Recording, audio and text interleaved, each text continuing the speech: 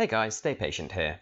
In this video, I'm going to be compiling a list of general tips for the Overwatch trophies and achievements based on the advice I've been giving you in my guides, as well as maybe one or two new ideas. We'll be going through some pointers that can help with lots of the trophies, as well as taking a brief closer look at some of them individually with a few quick fire suggestions. So without further ado, let's get started. Tip number 1 is to pair up with a friend. If you have someone alongside you playing as Zarya, it'll make the ultimate quad kill trophy so much easier because she can simply hold a group of enemies in place for you with her graviton surge. That way they can't efficiently fight back or run away. Ana is another useful character to have at your side, as she can buff you, allowing you to inflict more and take less damage, while also speeding you up, and of course on the flip side, having a friend with you when going for Ana's Enabler trophy is almost crucial as well. Tip number 2 is that enemies tend to be more grouped up at the end of a match. Whether you have a Zarya with you or not, going for the quad kills is best done at the objective, as the enemies will often group up there, especially during the final moments of the match when the payload is almost at the end, or when the enemies are making a final desperate push to take or keep the point. The play area gets smaller the closer you are to the end of the match on payload maps, so take advantage of everyone being in the same place. Tip number 3 is to mask your approach. Your ultimates are powerful from an attack standpoint, but you can still easily be killed when using them, so don't just go waltzing into a group of enemies to unleash it, because you'll get taken down before your ultimate has a chance to do its job. Try and flank them so that you can hit them from behind or from just around the corner to where they're gathered, depending on what the trophy requires. Some ultimates are ideal if you drop down on them from above. All these different approaches will help you take the enemies by surprise and hopefully get the kills you need before they all see you and take you down. Tip number 4 is that you're awarded with an elimination simply for contributing toward a kill. You don't need to be the person who gets the final blow. So when going for kill-based trophies, don't lone wolf it. Group up with your team so they can help you finish any enemies you damage and literally assist you in earning your trophy without realizing it. Tip number 5. If a trophy is heavily luck-based and largely out of your control, simply use the ability it relates to often and eventually you'll get lucky and the trophy will pop. Things like double kills with Soldier 76's rocket and Hanzo's scatter arrow can be difficult to set up or actively work on, so just fire them into groups of enemies as often as you can and you'll increase your chances of success. Tip number 6 is to learn the audio and visual cues for other characters' ultimates. That way you'll be alert to the opportunities that occur when you're going for one of the trophies that require you to interrupt an ultimate. Of course, this also helps when trying to destroy 3 of Symmetra's turrets in a match, as the game will alert you to the fact that she has placed one somewhere on the map, so keep those ears and eyes open. Tip number 7. If you're going for a trophy that requires use of your ultimate, don't waste it and find that you don't have it available when you need it. Keep hold of it and stay alert to opportunities to earn the trophy. That way you'll be prepared with your ultimate ready to go when one presents itself. Tip number 8 is to learn the maps, which can help with flanking of course, but it's especially important when trying to push enemies off the edge for trophies like Hog Wild and clearing the area.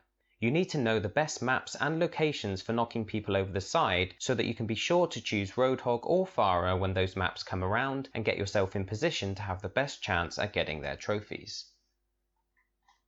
Tip number 9 is to use a variety of characters. The way I approached the trophies in this game was that I made sure I was always aware of the requirements for at least one character from each of the 4 classes. That way I could choose a character that was going to benefit our team the most and still work on their trophies. If you become so intent on getting a particular trophy done and choose that character no matter what, then you're not going to perform as well or contribute to the team as effectively. That's going to lower your enjoyment, and if your chosen character doesn't suit the match you're in, then you're unlikely to be able to earn their trophy anyway. Variety will help keep the game fresh and fun for you, and hopefully stop you getting too annoyed by any one specific trophy, at least until you're down to your last few. With that in mind, tip number 10 is to play well. A bit on the nose and obvious this one, I know, but don't jump into your first few matches with a character just focused entirely on the trophy, expecting it to pop straight away.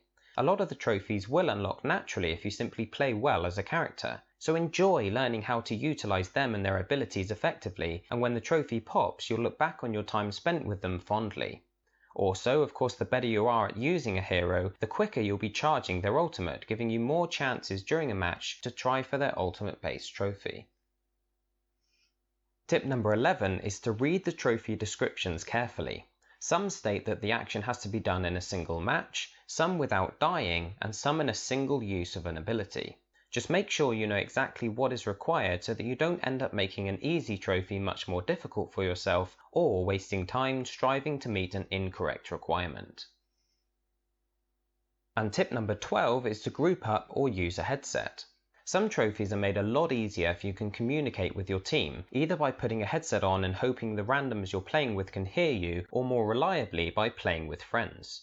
Giving every member of your team a piece of armor for Torbjörn's Armor Up trophy, healing 1500 damage for Zenyatta's The Iris Embraces You, or blocking 1000 damage for Lucio's Supersonic achievement are all prime examples of ones that are infinitely easier if you're able to ask your team to group up around you at the right time. Now let's take a very quick look at some of the more unique trophies with some quick fire tips. For Widowmaker's Smooth as Silk trophy for getting an airborne headshot, simply shoot, then jump immediately after, almost pressing both buttons at the same time. If the shot is a headshot and you're in midair when the bullet lands, then the trophy will unlock. For Lucio's The Floor is Lava trophy, push people off the edge of the map, then wall run, so that you're up on the wall when they die from the fall and the elimination pops up. Do that 3 times in 1 life for the trophy. For Torbjörn's Raid Wipe, have your turret in a good position where you're able to repair it from cover, but be sure to use your weapon too to contribute toward the kills. Share your shots out between the enemies because, as we mentioned before, all eliminations count no matter who got the finishing blow. For Reaper's Waste Not Want Not for getting 3 solo kills with a single clip, as long as you hit 3 enemies with your basic weapon fire, you can kill those same 3 enemies with your ultimate for the trophy. Just make sure not to reload, and any enemies you kill that have at some point been damaged by your basic weapon fire and are killed by you alone will count.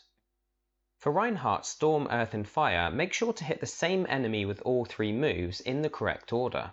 Doing it to an enemy close to you and pulling the moves off quickly is important, so they don't come out of their stun state before you can land the charge move.